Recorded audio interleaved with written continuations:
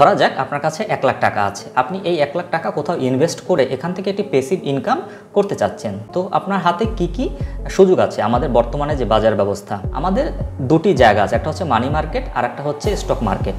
তো মানি মার্কেটে আছে ব্যাংকিং সিস্টেম। এই ব্যাংকিং সিস্টেমে আপনি 1 লাখ টাকা কী করতে পারেন? হয়তো আপনি ফিক্সড ডিপোজিট করে 3 থেকে 5 বছরের জন্য রাখতে পারেন, কিংবা আপনি এটাকে সঞ্চয়পত্র করে 3 থেকে 5 বছরের জন্য রাখতে পারেন।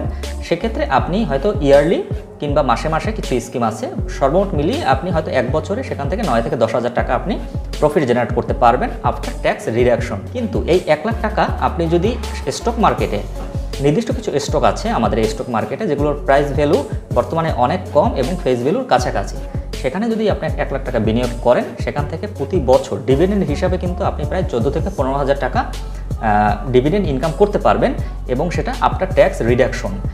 আপনি সঞ্চয়পত্র এফডিআর থেকে পাচ্ছেন 9 থেকে 10 হাজার, আর স্টক মার্কেট থেকে পাচ্ছেন 14 থেকে 15 হাজার টাকা। শুধু সেখানে সীমিত না, এই যে স্টকগুলো আমি বলতে পারি যে আমাদের কিছু ব্যাংকিং স্টক আছে, এই স্টকগুলো কিন্তু প্রতি বছর বোনাস স্টক দেয়। আপনার হয়তো 1 লাখ টাকায় 14 থেকে 15 হাজার স্টক আপনি পেতে পারেন।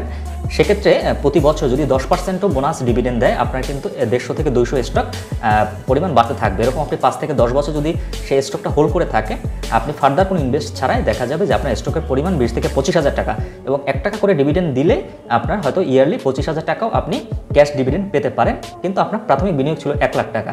কিন্তু এই 1 লাখ টাকা আপনি ব্যাংকে রাখলে কখনোই 20 থেকে 25 হাজার টাকা আপনি কখনোই প্রফিট করতে পারবেন না 1 বছরে।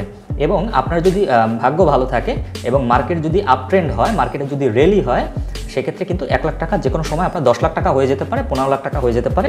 মানে সেখান থেকে আপনি একটা ক্যাপিটাল গেইনের সুযোগ পাচ্ছেন।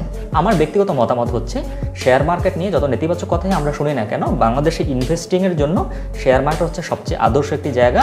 এবং এখানে যদি আপনি জেনে বুঝে আপনার ব্রেনটাকে কাজে লাগিয়ে যদি আপনি এখানে ইনভেস্টিং করতে পারেন, আপনি এখান থেকে কিন্তু ফরচুন ক্রিয়েট করতে পারবেন।